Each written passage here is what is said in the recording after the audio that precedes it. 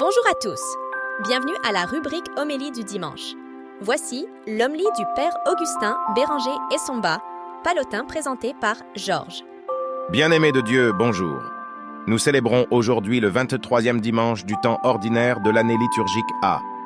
À la lumière des textes de ce jour, je voudrais aborder le thème de la correction fraternelle. La correction fraternelle est un acte d'amour et de souci pour nos frères et sœurs dans le monde. C'est un moyen d'aider chacun à marcher avec Dieu et de construire des relations saines et aimantes dans notre communauté. Cependant, dans ce monde qui devient de plus en plus complaisant dans le mal, la correction fraternelle est encore évidente.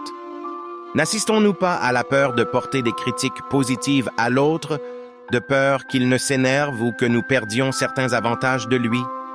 Et quand il s'agit de reproches, sont-ils bien faits et sont-ils acceptés? Voyons comment, plusieurs siècles avant nous, cette question a été abordée et traitée. Dans la première lecture, nous avons le prophète Ézéchiel, qui se trouve dans un contexte d'exil à Babylone. Sa mission consiste à être guetteur pour le peuple, annonçant les dangers imminents et appelant à la conversion. Malheureusement, il a fait face à une résistance. Le peuple ne l'écoute pas et persiste dans le mal. On peut dire qu'Ézéchiel a au moins accompli son travail malgré le manque d'écoute.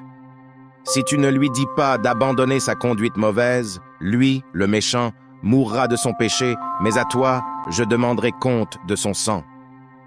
Telles sont les paroles de Dieu à Ézéchiel en ce jour. Est-ce que, de nos jours, beaucoup sont conscients de cela? Combien de fois cautionnons-nous le mal devant nos yeux par peur, par complicité ou encore en nous disant « Il ne m'écoutera pas, donc je n'ai pas d'énergie à gaspiller ».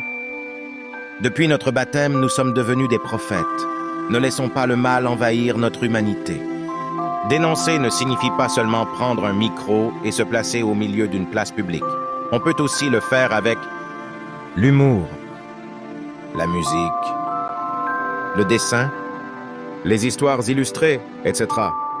Saint Paul dans la deuxième lecture et Jésus dans l'Évangile encourage la correction à deux et communautaire, c'est-à-dire le dialogue en tête-à-tête avec celui qui se perd ou le dialogue accompagné avec les autres frères pour le sauver.